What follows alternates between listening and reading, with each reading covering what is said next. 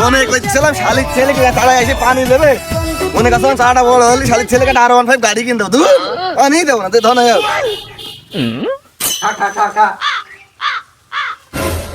সেই শালির ছেলেকে যে আমি বললাম সকালে উঠে ধানের সারে পানি দিকে একটা R15 গাড়ি কিনে দিতাম।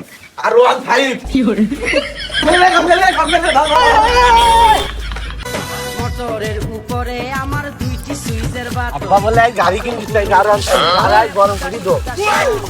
বন্ধু তুমি বাটন চেপে, বন্ধু তুমি বাটন চেপে। তার ধন বলে বড়ই হয় না, তার ধন বড় হয়ে গেছে।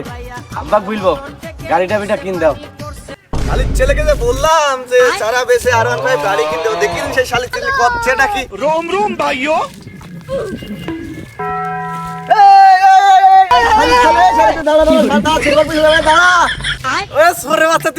ধানের চারা বড় করে আমি আসবো।